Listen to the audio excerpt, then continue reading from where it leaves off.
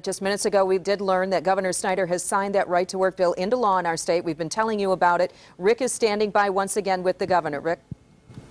Susan, thank you very much. Governor Snyder, thank you for joining us. Well, this has been a historic day. I mean, this is a policy change in the state of Michigan that you would have to go back decades to find anything that is this sweeping. Would you agree?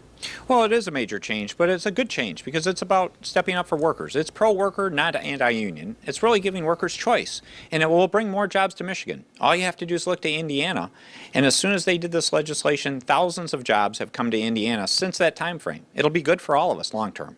When you looked out your window today, if you did, you saw thousands of people who have a very different view of this law than you do.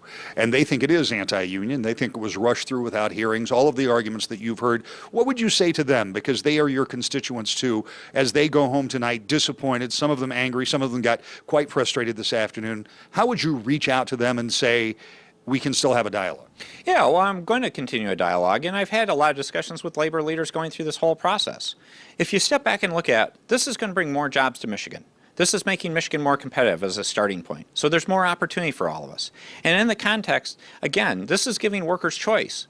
This isn't pushing unions away. This is just making it clear that unions need to show a value proposition to workers. And if they show that proposition, workers should be excited to join a union.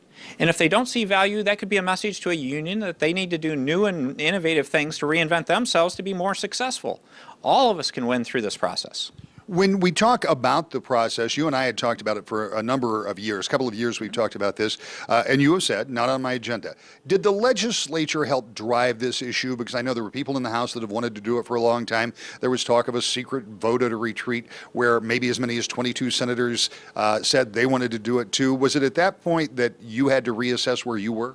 No, not at all. It really goes back to the summertime when I advised labor leaders to please not move forward with Proposal 2. Because that was a very divisive issue on collective bargaining. And our citizens spoke on that, but I said if they move forward with that, my real concern is that would cause all kinds of labor issues to rise to the top, not only collective bargaining, but right to work, which is a whole separate issue.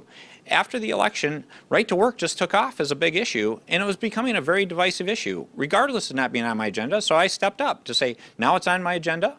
Then I came back later to say, okay, now I've made a review. Here's some leadership. Let's move forward. Let's get this done. And I believe it's the right answer. This is something that other Republican governors, and I make the assumption here, John Engler comes to mind, might have liked to do, but weren't able to do.